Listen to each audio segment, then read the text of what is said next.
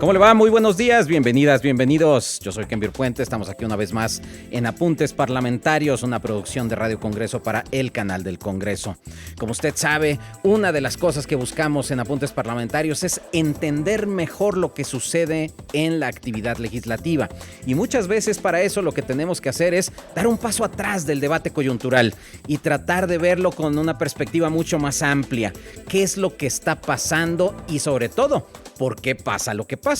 En este caso, lo que vamos a platicar esta mañana es sobre el papel de la oposición parlamentaria y el papel también que ha tenido la oposición en las últimas legislaturas y en el más reciente reformismo constitucional que hemos tenido vertiginoso en los últimos meses. Para ello, hemos invitado, pues yo diría que a una de las legisladoras de mayor trayectoria, de mayor reconocimiento, de mayor seriedad y sobre todo una de las protagonistas de la transformación democrática de este país, que es la senadora Amalia García Medina. Así que no se vaya porque se va a poner muy bueno. Estamos aquí en Apuntes Parlamentarios.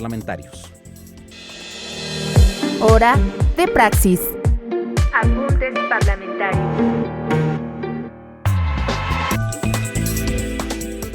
Entender el papel del poder legislativo en la transformación de este país, pues no es tan sencillo porque la transformación ha venido de distintas olas, de distintos esfuerzos y no ha sido una lucha exenta de obstáculos, de retrocesos, de, yo diría también sangre, sudor y lágrimas. Y para eso, pues yo pensaba que pues a quién tendríamos que invitar para poder hablar de este tema. Pues no hay mucho más que pensar que la senadora Amalia García Medina, quien es una mujer no solo de izquierda, es feminista, es una mujer comprometida con las causas de la democracia y además con una amplia trayectoria legislativa y también obviamente con trayectoria en el Ejecutivo. Fue gobernadora, por supuesto, de su estado natal, Zacatecas. Fue también diputada a la Asamblea Legislativa del Distrito Federal. Pero además, bueno, ya nos contará, pero fue una de las impulsoras de la democratización en distintas etapas de este país. Desde las iniciales en los 70s, pero después también en el Grupo San Ángel, el compromiso, los 20 compromisos por la democracia, etcétera. Y también fue una de las pioneras de la lucha feminista. Así que para nosotros es un honor tenerte aquí con nosotros en Apuntes Parlamentarios. Amalia García, gracias. Para mí es una alegría porque recuperar la memoria de los hechos pasados, la historia, nos permite tener una visión de mayor largo plazo y eso también permite que a la hora en que uno toma decisiones no actúe solamente pensando en el momento específico, sino pensando también en lo que vendrá a futuro y qué es lo que se tiene que hacer. Dice una gran filósofa española, María Zambrano, que la responsabilidad de nuestra generación, ella lo hablaba de su generación, pero es tender puentes al futuro. Y creo que entonces esta mirada de largo aliento a la hora en que uno toma decisiones y hacer el recuento histórico es muy, muy provechoso y muy bueno para que se camine bien. Sobre todo porque, por ejemplo, las nuevas generaciones, los nuevos votantes, pues cuando fueron a votar la democracia ya estaba ahí, ¿no? Ya el reconocimiento de los derechos ya estaba ahí, pero cuando tú iniciaste tu carrera política no estaba ahí, es decir, los derechos no estaban ahí. ¿Cómo fue ese momento y por qué te decidiste, sobre todo, no solo entrar a la política, sino entrar a la política y desde un principio militar en la izquierda? Bueno, sobre todo, ¿qué es lo que los y las jóvenes de ahora encuentran que cuando yo empecé a participar políticamente, yo y formó parte de una generación, era casi inexistente? No había pluralidad política. Había un gran partido con enorme poder, además con toda la fuerza del Estado, que era el PRI, le llamábamos el partido oficial o partido de Estado, porque monopolizaba casi todo. No había presidencia municipal, gubernatura, prácticamente las legislaturas locales y federales, presidencia de la República, que no estuviera monopolizada por el partido oficial, o sea, por el PRI. Y entonces yo recuerdo que en las batallas que dábamos los jóvenes, porque pertenezco a una generación que hizo una crítica al autoritarismo, a este sistema cerrado de partido casi único. En realidad lo que nos proponíamos era crear un mundo con libertades políticas y también con libertades personales, individuales. Y entonces pertenezco a esa generación. No viví el 68 aquí en México porque mi padre era embajador, yo estaba afuera, era muy, muy joven, pero sí viví con los medios de comunicación y la información lo que pasaba en México. Estábamos viviendo en Varsovia, en Polonia, y ahí estaba la movilización de los jóvenes en contra del autoritarismo del poder soviético, y luego también los jóvenes en Francia en contra del autoritarismo. Es decir, fue una época antiautoritaria. Y los jóvenes en México lo que pedían era diálogo con el presidente, es decir, algo que parece tan elemental, pero que sigue habiendo resistencias incluso en ocasiones en la época actual, era un elemento fundamental de la democracia, el reconocimiento de la otra y del otro, el diálogo, la apertura, la libertad política, pero fueron reprimidos, fueron aplastados, masacrados el 2 de octubre del 68, muchos junto con maestros universitarios y líderes políticos fueron encarcelados en lo que ahora es un gran archivo de la nación, que es el Palacio de Lecumberri, le llamaban el Palacio Negro de Lecumberri. Y entonces esa generación en la que yo participé activamente, lo que queríamos era, sí, igualdad, queríamos justicia, pero porque éramos muy activos reclamando derechos de las personas, pero poníamos también por delante la libertad y la democracia, el reconocimiento de la pluralidad. Yo empecé a participar acercándome con el Partido Comunista, porque junto con otros jóvenes en Zacatecas, lo que preguntábamos era cómo podíamos cambiar las cosas. Y entonces nos encontramos a dos comunistas en Zacatecas en 1970, que eran como unos misioneros, que iban hablando de cambiar las cosas.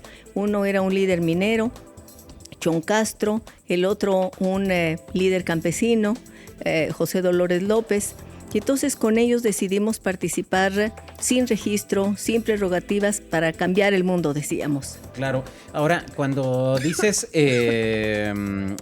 sobre esta decisión de militar en la izquierda, pues era una decisión con alto nivel de rebeldía, ¿no? Porque, a ver, déjame ponértelo así, pues tú podrías haber decidido irte con la inercia de las juventudes del partido gobernante. Pues digamos, fuiste hija de un gobernador con mucho prestigio, que además es de los pocos gobernadores que tenían con mucho prestigio, que terminaban y que eran reconocidos en su estado y que fue diplomático, etcétera.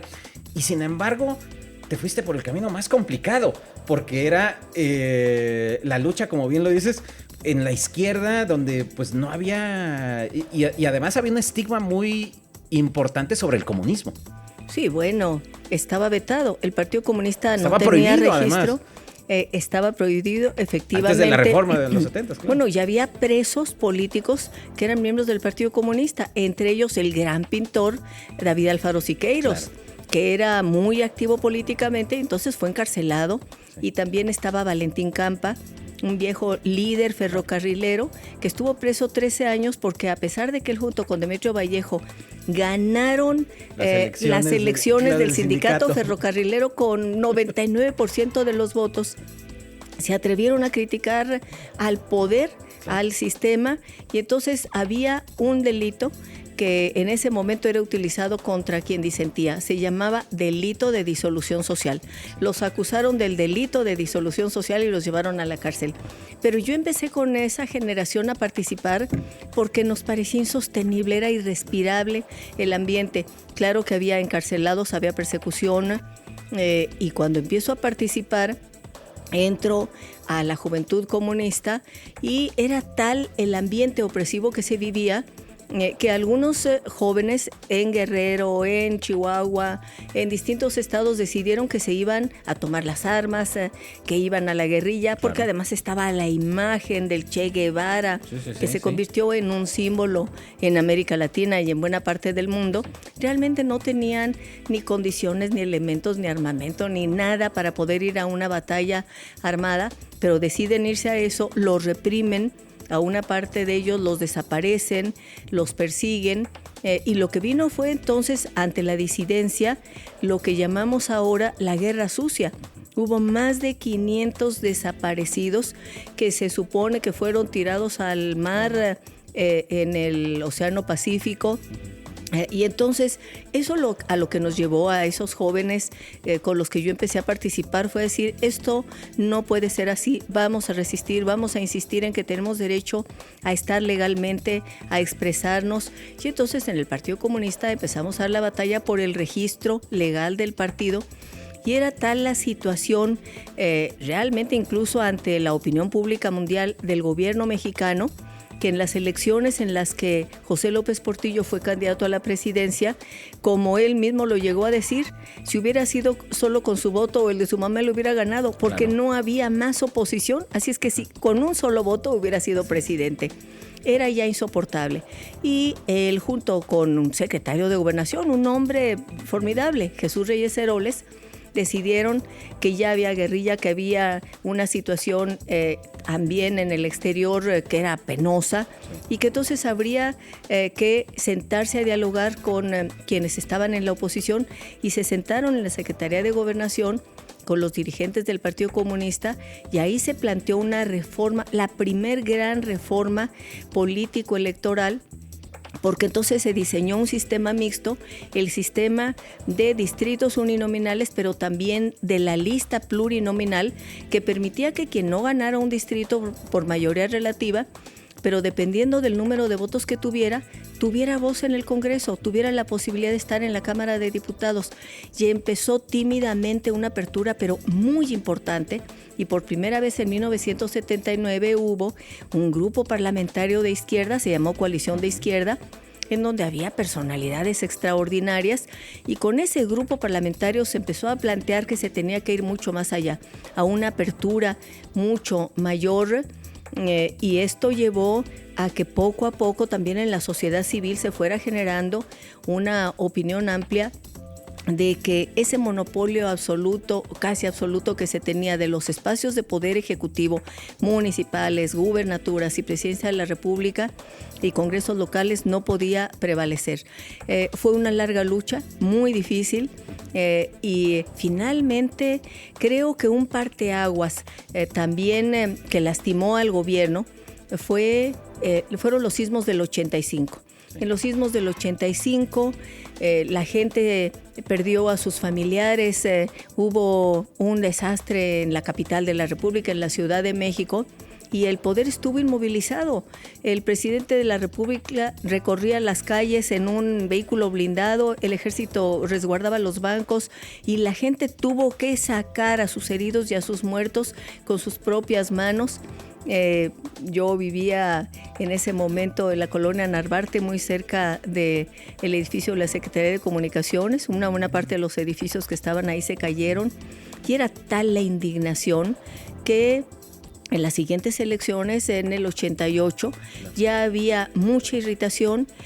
Viene un cisma, un rompimiento en el PRI, en el partido oficial, y gente como Cuauhtémoc Cárdenas, como Porfirio Muñoz Ledo, como Ifigenia Martínez rompen, dialogan con Gilberto Rincón Gallardo, con Eberto Castillo, y se decide ir a una batalla, Cuauhtémoc encabezando la candidatura a la presidencia en condiciones muy precarias, pero para abrir esa situación irrespirable, tan difícil que había.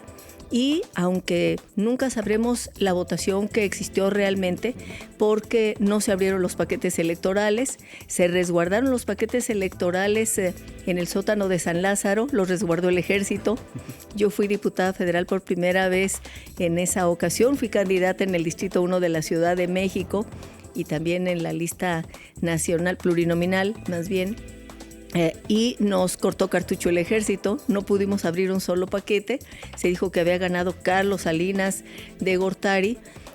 Hubo un momento de varios meses, unos casi 2 años muy críticos, porque aunque ya teníamos presencia en el Congreso, se logró tener diputados, senadores. Porfirio Muñoz Ledo y Ifigenia ganaron en la Ciudad de México y ahí no se pudo ocultar ese triunfo. Exacto. Era la Ciudad de México, había demasiados medios de comunicación nacionales y extranjeros, tuvimos la posibilidad de que se respetara nuestro triunfo de senadores también en el Estado de México y en varias partes del país. Bueno, empieza una presencia de oposición en las cámaras muy importante. Y entonces la batalla fue después de una situación crítica porque sufrimos persecuciones, hubo compañeros asesinados también por defender el voto, pero se fue creando las condiciones para una reforma electoral muy importante. Y en los años 90 se dio esa reforma electoral que permitió que se creara el Instituto Federal Electoral o Instituto Nacional Electoral, que se creara un tribunal electoral. Antes eran los diputados convertidos en colegio electoral los que determinaban los resultados electorales federales. Y entonces fue un proceso de transformaciones políticas para abrirle paso a la pluralidad, pero que requirió una gran determinación, mucha mística también, no solamente visión de futuro, sino mística porque no era fácil. No solo los que veníamos de oposición, que habíamos estado siempre en la oposición desde muy jóvenes como yo, que decidí que nunca iba a estar en el PRI ni en el partido oficial, sino quienes rompieron con el PRI y rompieron con las concesiones, los privilegios de los que gozaba quien estaba en el poder absoluto de nuestro país. Bueno, pero se fueron creando condiciones para el cambio y eso permitió que la pluralidad llegara al país, a las cámaras de diputados, a las cámaras de senadores, que se empezaran a ganar gubernaturas y a fines de los años 90 el PRD, que se fundó en esta gran movilización, ganó la Ciudad de México con Cuauhtémoc Cárdenas. Entonces, ganar la Ciudad de México enfrentando el poder, tener presencia en las cámaras, construir nuevas instituciones democráticas, porque antes las elecciones se organizaban en realidad por la Secretaría de Gobernación, es decir, por el presidente de la República a través de su secretario de Gobernación.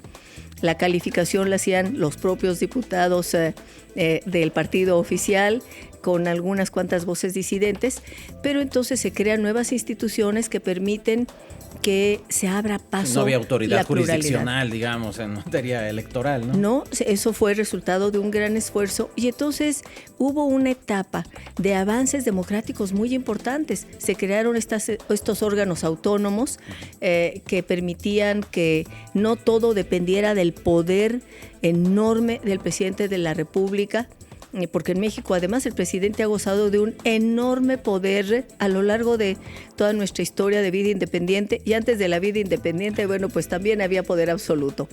Y entonces el hecho de que se lograra que entrara la pluralidad, la diversidad, los puntos de vista distintos, que se abriera paso a la democracia y las libertades, eso es lo que dio un respiro a México, y que pasáramos de lo que yo digo una historia premoderna, de poder casi absoluto, a la modernidad democrática. Ya estaba en Europa, era la era de las transiciones democráticas, y en todo el mundo se empezaba a hablar de las transiciones democráticas. En la propia Unión Soviética era la tercera ola, digamos, ¿no? Era la tercera ola, sí, y en la Unión Soviética, bueno, cae el autoritarismo estalinista que venía de muchos años, porque Gorbachov decidió una apertura no solo económica, sino también política. Fue una época de cambios muy importantes, pero dirigidos sobre todo a abrirle paso a la democracia y a la libertad. En este recorrido que nos has hecho, pues de prácticamente 30 años de transición a la democracia en unos cuantos minutos, hay algo que ahorita vamos a ir en particular al Congreso y lo que pasó en el Congreso, pero antes de eso, quisiera preguntarte sobre el papel de la sociedad civil, porque mencionas lo del 85 en la Ciudad de México, pero, y también en otras partes del país empezó a haber un surgimiento de la sociedad civil organizada, ¿no? Sí. Y algo que después incluso se ha ido hasta profesionalizando, digamos, la sociedad civil organizada. Pero te quería preguntar si no hemos carecido en los últimos años de estos espacios como en los que tú estuviste y promoviste, como el Grupo San Ángel, los 20 compromisos, etcétera. ¿No se ha ido haciendo la política muy partidista y mucho menor interlocución con la sociedad civil? ¿O es una percepción equivocada? Porque a lo mejor quienes estamos fuera lo vemos así. Y de hecho hasta se le ha calificado la partidocracia, ¿no? Es decir, porque son solo los partidos y ya no parece que hay muchos más interlocutores. Bueno, la pregunta resulta muy interesante porque incluso las demandas de la sociedad estaban canalizadas y controladas a través del PRI, del partido oficial. Uh-huh. Había sectores, como les llamaban ellos, y entonces los campesinos estaban en el sector campesino, la Confederación Nacional Campesina. Los trabajadores tenían que estar afiliados a sindicatos que eran del PRI, la CTM, la más grande organización sindical, pero a la hora en que se afiliaban al sindicato pasaban automáticamente a formar parte del PRI, y la organización de la sociedad en las ciudades era la CNOP, la Confederación Nacional de Organizaciones Populares, todo monopolizado. Pero con los temblores, el sismo del 85, se genera, sobre todo en la Ciudad de México, pero también empiezan a brotar en otras partes del país organizaciones de lo que hemos llamado el movimiento urbano popular, luchando por tener mejores condiciones de vivienda, por tener servicios, por tener el derecho del acceso a la calidad de vida en la ciudad. Y entonces estos movimientos surgen ya en una crítica hacia el poder dominante porque no encontraban satisfecha su demanda de una vida digna. En la Ciudad de México incluso surgieron personajes muy interesantes, pero que encabezaban esa lucha como Superbarrio. Claro. La Asamblea de Barrios fue formidable, y además eran independientes del gobierno y empezaron a organizar marchas, movilizaciones por demandas para que hubiera no solo vivienda, sino agua, alumbrado, y eso generó una situación distinta. Al mismo tiempo, efectivamente, se crearon organismos, no organizaciones, no era tan algo tan cerrado, de la sociedad civil. El grupo 20 Compromisos por la Democracia, en el que yo participé, era un grupo sobre todo de intelectuales, de académicos, de personas que estábamos algunos en partidos políticos, pero que lo que queríamos es que avanzara la democracia, y eso era el punto que nos unía.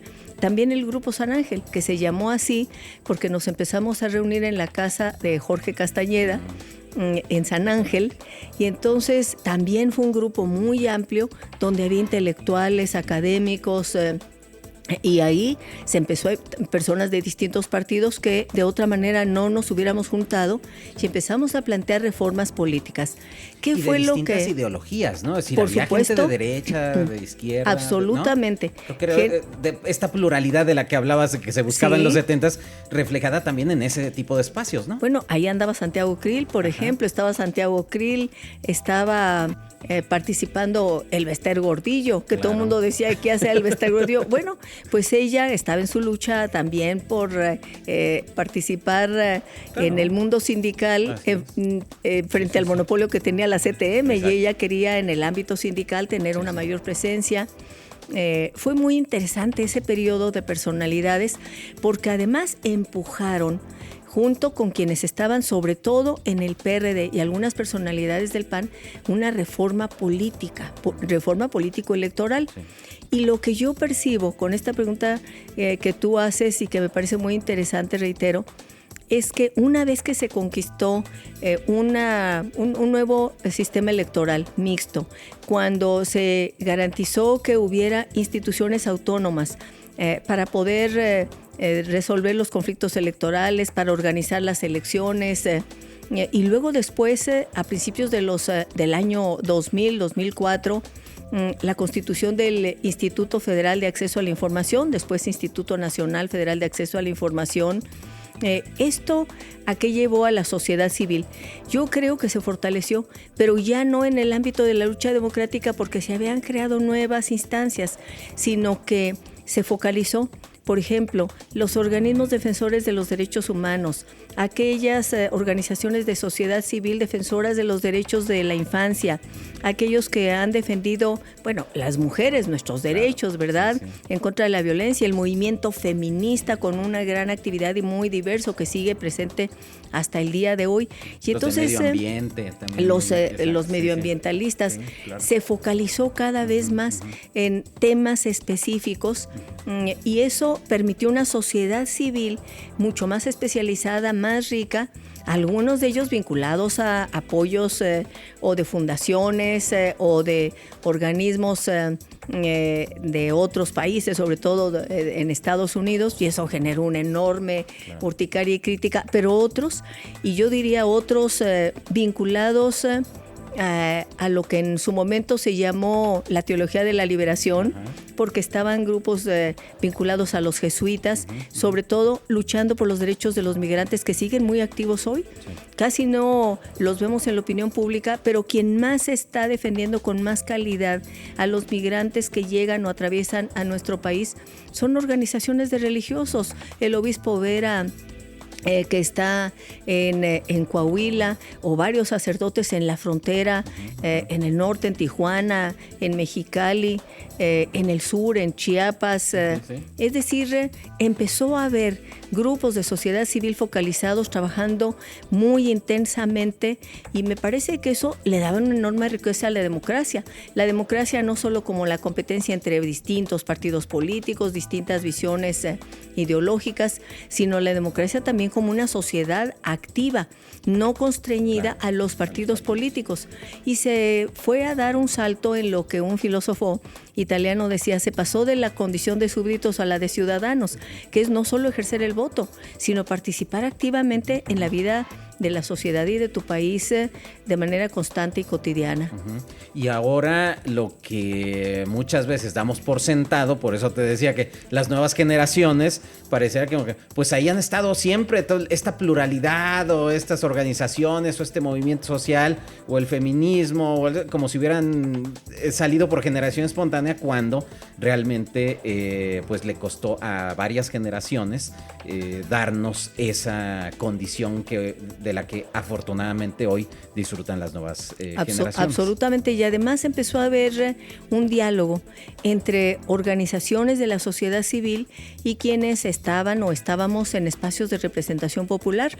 Por ejemplo, víctimas de violación en 1988, que llegaron a la Cámara de Diputados, a la 54 legislatura, aquí en la Ciudad de México, diciendo que habían sido violadas en el sur de la Ciudad de México, en Fuentes Brotantes, en Tlalpan, y que se conocieron en los ministerios públicos y que llegaron a la conclusión de que era la misma forma de actuar y que seguramente eran policías por cómo se comportaban. Entonces, el respaldo con estas víctimas para decir: vamos a acompañarlas a que se abran los archivos fotográficos, a encontrar a los agresores, para que se les sancione. Entonces, esta alianza y luego la reforma para que en el Código Penal, Código de Procedimientos Penales, la violación se convirtiera en delito grave, la alianza también para que se tipificara el hostigamiento sexual. Es decir, empezó a haber un diálogo para hacer mucho más ricas las decisiones en función de los derechos de la sociedad. Vamos a ir a una pausa. Estamos platicando con la senadora Amalia García sobre, pues hasta ahora hemos platicado sobre la transición a la democracia, sobre los derechos, y regresando vamos a platicar sobre su trabajo legislativo, sobre el papel de la oposición en la actualidad y qué instrumentos tiene a su alcance la oposición en un contexto como el actual, donde una coalición mayoritaria tiene amplias mayorías que pareciera marginar a la oposición. Pero vamos a ver su perspectiva. No se vaya, estamos aquí, Apuntes Parlamentarios. Estamos de vuelta aquí en Apuntes Parlamentarios. Estamos platicando con la senadora Amalia García Medina sobre la transición a la democracia y ahora sobre el papel de la oposición. Tú, digamos, llegaste o tienes una larga trayectoria como legisladora opositora. Sí. Y aún así, siendo legisladora opositora, tú has tenido, digamos, mucho éxito legislativo, lo cual, digamos, es paradójico porque desde la minoría has encabezado una agenda exitosa que ha permitido que en todos los espacios legislativos que has tenido tengas resultados muy concretos para ampliar nuestros derechos.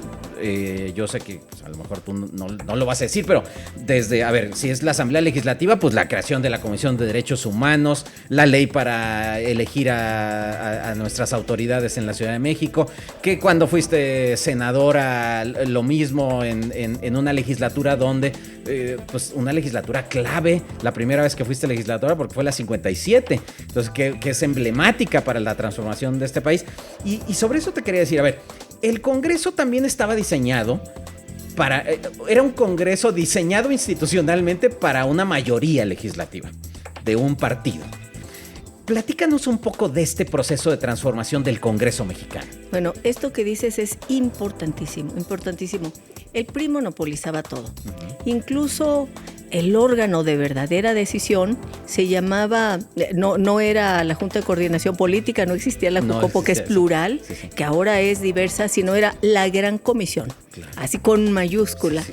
Y el líder era comisión. El líder, ¿no? El líder, efectivamente, y el líder mandaba. Y era del PRI, por supuesto. Sí, por supuesto. Entonces, la Gran Comisión con el líder, nada de pluralidad, pero cuando el PRI pierde una mayoría calificada, que le permitía antes tener la posibilidad de reformas constitucionales, entonces diseñan algo que les permitía tener una mayoría que no correspondía con el número de votos, pero por lo menos para pasar iniciativas de ley. Y entonces se diseña lo que se llama la cláusula de gobernabilidad, porque ellos lo que argumentaban es que para gobernar necesitaban una mayoría, pero tiene un límite esa mayoría, esa cláusula de gobernabilidad, que era no para reformas constitucionales. ¿Y esto qué es lo que permitió?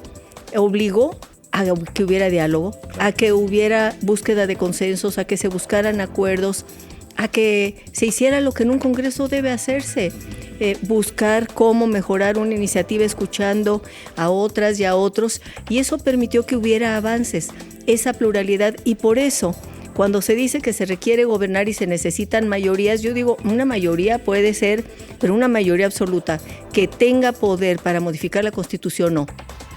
Y me parece incluso que las mayorías, si tienen un margen límite que les obliga a dialogar, generalmente se harán mejores decisiones, se tomarán mejores decisiones en nuestro sistema político, que es un sistema político presidencialista muy similar al de los Estados Unidos. En los regímenes parlamentarios funciona de otra manera, pero esta cláusula de gobernabilidad la trajeron de los sistemas parlamentarios intentando que el PRI, aunque perdiera votos, de todos modos garantizara mayoría suficiente para que pudiera legislar. Era la tan temida parálisis legislativa, ¿no? Es decir, se tenía mucho miedo a que la oposición fuera obstruccionista y le impidiera al que creían gobernaría siempre. Así es, sí, que en realidad en los regímenes parlamentarios eso es frecuente, pero se cae un gobierno, no pasa nada, pues se convocan nuevas elecciones, y en el caso de Estados Unidos es en donde sí ha sucedido, pero sobre todo cuando discuten los presupuestos. Claro. Si tiene mayoría el partido que esté en la oposición, bueno, puede paralizar la votación del presupuesto. Aquí en México se adoptaron fórmulas incluso para que eso no sucediera, porque se hicieron reformas planteando que si el PRI o quien gobernara con una mayoría relativa no llegaba a tener los votos suficientes para votar el presupuesto, se aplicaba el del año anterior, es decir, se evitaba la parálisis. Se fueron diseñando mecanismos que permitían que la pluralidad tuviera efectos positivos y que no impidieran la marcha del país. Pero por eso también se permitió que se pudiera avanzar en muchos ámbitos dialogando, no solo con las fuerzas políticas en el Congreso, sino también con la propia sociedad civil, con personas que traían una causa específica. Y yo creo que hubo un periodo realmente formidable en nuestro país de avance democrático. Pepe Woldenberg, José Woldenberg, lo que ha dicho en unas recientes declaraciones de hará unos 8 o 6 meses aproximadamente, es que avanzamos enormemente en el ámbito democrático con un impulso desde la izquierda, desde la oposición, pero En lo que no pusimos el acento fue en los derechos sociales y en la igualdad. Y que entonces ahí nos faltó avanzar para que hubiera sido un avance mucho más equilibrado, más parejo de derechos, no solamente en el ámbito de las libertades y de la democracia, sino también en el de la igualdad, porque México es todavía hoy uno de los países más desiguales de Latinoamérica y del planeta. Tenemos una clase empresarial muy poderosa de unos cuantos, no hablo de los pequeños, medianos empresarios, ni siquiera de los ricos, sí. Estoy hablando de los billonarios en dólares, de los billonarios que son aproximadamente como tres, sí. Aproximadamente como tres. Bueno, uno ahorita trae dificultades, uno anda con algunos problemas, pero entonces la desigualdad que es tan lacerante, eso no se enfrentó, y la manera de poder abordarlo por el PRI fue una manera en que después se reprodujo y se ha venido reproduciendo a lo largo de los años, que es la de las transferencias económicas. Pero no se puso en el centro qué modelo económico teníamos que impulsar que nos llevara a la modernidad, a tener trabajo y salario digno, como dice la Organización Internacional de Trabajo, con todos los derechos sociales, y a tener también condiciones para fortalecer un estado de bienestar en donde salud y educación fueran atendidas por el Estado con recursos suficientes. Entonces creo que se descuidó porque se puso más el acento en la democracia, en las libertades. Cómo llegar al poder y en garantizar ciertos derechos políticos, pero no necesariamente en los resultados de los gobiernos. Así es, porque aunque se hizo la crítica, de cualquier manera no se hicieron planteamientos que tuvieran la fuerza y la consistencia para poder construir una sociedad en el ámbito económico y también de derechos sociales moderno. Y entonces, cuando ahora criticamos las transferencias, pues es que esas vienen de atrás. Claro. En el caso de Carlos Salinas de Gortari, que fue el que planteó la modernidad con el Tratado de Libre Comercio, sí, pero estaba también Pronasol, que decíamos es capitalismo salvaje más Pronasol, lo que tiene la gente aquí en México. Claro. Tienes el capitalismo salvaje y luego las transferencias económicas. Tenemos que dar un gran impulso a nuestra sociedad y al país, a la nación, para poder retomar los avances democráticos que habíamos logrado, que hoy yo percibo que están en un retroceso muy, muy lamentable, que duele, y ya llegará un momento en que volvamos a abrir la posibilidad de esa pluralidad y de la democracia, pero también hay que modernizar las condiciones para que un estado de bienestar no signifique solo transferencias, sino que signifique acceso a salud universal, a educación universal y al mismo tiempo a trabajo digno, a trabajo decente, y que tengamos acceso al conocimiento del siglo XXI. Esta brecha de desigualdad de la que digamos que no hemos logrado atacar eficazmente, también ha generado que haya un amplio malestar con la democracia, ¿no? Es decir, se piensa que viene asociada con la democracia y entonces muchas veces hay amplios sectores de la votación que dicen, no, pues es que si esto era la democracia, yo ya no estoy tan convencido de que era el camino. Y eso ha generado que a veces se carezca de legitimidad muchas veces en las instituciones en donde se toman decisiones respecto de respecto a las políticas de gobierno. En el caso de la oposición, que ahora nuevamente estás en la oposición en el Congreso, ¿te ha tocado, convivir, iba yo a decir enfrentar, pero no necesariamente siempre hay enfrentamientos, sino que quizá lo que es más notorio públicamente es cuando hay confrontación, pero no siempre hay confrontación, también hay cooperación. Yo veo mucho que sale también por unanimidad, al mismo tiempo de que salen otras cosas por votación dividida, hay otras cosas que salen por unanimidad, pero ¿te ha tocado esta nueva situación de ahora, este nuevo escenario que ya conocíamos, que es una mayoría, una coalición mayoritaria de mayoría calificada, pero en un nuevo contexto, es decir, en un contexto que ya vivió todo este proceso de transición a la democracia, con una sociedad más atenta, con partidos políticos más consolidados, con políticos y políticas profesionales con experiencia, como tu caso, experiencia de gobierno, que ya fueron gobernadores, que ya fueron presidentes municipales, secretarios de Estado, etcétera. ¿Cómo es la convivencia en esta nueva condición? ¿Y qué instrumentos tiene la oposición hoy en día para negociar, digamos, en esta condición de desigualdad política? Bueno, no es un contexto fácil, es un contexto realmente de retos muy fuertes, porque tú mencionabas cómo para la ciudadanía entre democracia y gobiernos con mayor autoritarismo, la gente dice, bueno, yo prefiero que me den respaldo, que me resuelvan mis problemas inmediatos. Reitero, las transferencias son un elemento de control muy fuerte. Y recordaba las encuestas que ha hecho el Latinobarómetro en Latinoamérica, sobre todo en la época en que estaban saliendo de los gobiernos militares. La gente deseaba democracia, deseaba libertad, pero cuando las encuestas le preguntaban qué preferiría si viviera una situación de carencias económicas y de pobreza, pero eso estuviera vinculado a un régimen democrático o un régimen militar, decían, yo necesito sacar adelante la vida y entonces el sustento, aunque sea con un gobierno autoritario. Bueno, esta disyuntiva resulta muy dura y entonces, ¿cómo hacer? Y ese es el reto que tenemos para que se fortalezca la democracia, pero también poniendo en el centro el derecho de la ciudadanía, de la gente, de las familias, a tener condiciones de vida dignas.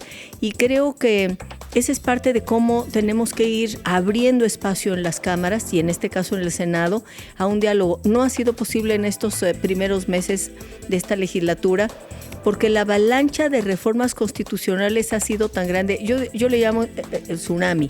Es un tsunami de reformas constitucionales. Ya hasta perdimos la cuenta de cuántas reformas. Cierto, que eso impide el espacio para el diálogo, para la reflexión, para la búsqueda de acuerdos. Y yo esperaría que esto termine pronto y que a partir del próximo periodo de sesiones que inicia en febrero, ya esta avalancha se detenga y que entonces nos demos el espacio para reflexionar. ¿Por qué lo deseo? Y por qué no es solamente un deseo, sino que yo tengo una cierta expectativa de que eso pudiera suceder. ¿Sí lo ves viable? ¿Sí lo ves viable que eso pueda suceder? No sé si sea posible, pero considero que la avalancha de iniciativas son las que dejó el expresidente Andrés Manuel López Obrador. Una avalancha de iniciativas que algunas ya estaban dictaminadas. Todos sus pendientes, digamos. Todos pendientes que no pudo pasar porque no te contaba con esta mayoría. O que incluso ya los tenía dictaminados, pero que ya no le dio el tiempo. Ajá. Y los dejó para el final y ahora nos han caído. Bueno, pero la nueva presidenta en marzo presenta su Plan Nacional de Desarrollo. Yo esperaría que a partir de ese momento sea un Plan Nacional de Desarrollo para los siguientes 5 años, que además culminan en 2030 y que coincide con la fecha que han puesto en Naciones Unidas para los Objetivos del Milenio, la Agenda 2030, con una visión que ponga en el centro un México democrático, de libertades, de diálogo y también de bienestar social, de derechos sociales. Eso es un deseo. Esperaría que se pudiera abrir paso porque esta avalancha de iniciativas del expresidente López Obrador es lo que nos ha impedido dialogar y acordar. Ahora, sí lamento y me pesa enormemente que haya habido reformas que no se procesaron con el tiempo suficiente. Por ejemplo, la reforma al Poder Judicial nos resulta muy preocupante. No sé cuáles van a ser los resultados de esta decisión de llevar a voto. Es muy compleja y sus consecuencias pueden ser muy riesgosas, ¿no? Y yo creo que ya lo son, en parte porque si la mitad de quienes forman parte del Poder Judicial, quienes están en los juzgados, las magistraturas, sobre todo los juzgados y las magistraturas, van a salir, ya la mitad se fueron y luego van a entrar una generación que no tiene la experiencia, que no tiene la carrera judicial. Bueno, cuando tengamos un asunto que tratar, nos vamos a poner en manos de alguien que no tiene las condiciones que uno desea, requiere y que además es su derecho para poder actuar con toda la solidez y actuar con justicia. Claro. Y entonces creo que es muy riesgoso. Lamento que no haya habido la posibilidad de dialogar. la reforma para incorporar a la Guardia Nacional, a las Fuerzas Armadas, también me parece muy preocupante. Yo decía en tribuna que eso incluso es algo que ni siquiera en el 17 se atrevieron a reformar, porque desde Juárez venía la separación del Estado en materia de Fuerzas Armadas y de la Iglesia, quitando los fueros. Sí. Y entonces decía, en tiempos de paz no puede haber ningún involucramiento de las Fuerzas Armadas en el ámbito civil. Pero cambian este artículo de la Constitución, resulta muy preocupante. No nos dieron tiempo para dialogar, para convencer, y yo creo que esta dinámica ha sido muy lesiva para la democracia y también para el país. Pero ¿qué es a lo que habría que apostarle? Porque efectivamente también ha habido otras iniciativas en las que hemos tenido acuerdos. A que esto se cierre, a que este periodo tenga un fin pronto y que empecemos un momento, sobre todo yo diría con... dicen que los momentos de crisis pueden ser momentos también favorables para sacar adelante cosas positivas. Y yo creo que vamos a vivir un momento muy delicado a partir del 20 de enero, con la entrada del presidente Donald Trump, y eso tendría que unificarnos, no solamente de decir defiéndanse, vamos a juntarnos, júntense, no, sino, a ver, pensemos en el país todas y todos, en su diversidad, en su pluralidad, pensemos en cómo establecemos una relación con Estados Unidos que sea mutuamente beneficiosa, garantizando un trato digno y al mismo tiempo que permita que tengamos posiciones comunes. Y esperaría yo que, tanto porque la presidenta presenta su plan de desarrollo a partir de marzo, como por este nuevo contexto internacional con Estados Unidos, nos genere también nuevas condiciones y poner en el centro la importancia del acuerdo común a través del diálogo, de la reflexión, del respeto al otro y a la otra, y que pudiéramos construir un ambiente diferente. Amalia García, senadora de la República, ex gobernadora de Zacatecas, legisladora con amplia trayectoria. Estamos por irnos aquí en Apuntes Parlamentarios, pero antes de que nos vayamos quisiera hacerte una última pregunta. Se dice que ahora la oposición no tiene suficientes elementos, es decir, votos principalmente, para hacerle contrapeso y presentarse como una alternativa a las políticas que impulsa el actual gobierno, y que ahora los contrapesos más bien vienen de otro lado, que tienen que ser los actores externos. Tú mencionabas ahorita el gobierno de Donald Trump, o la sociedad, o los medios, etcétera.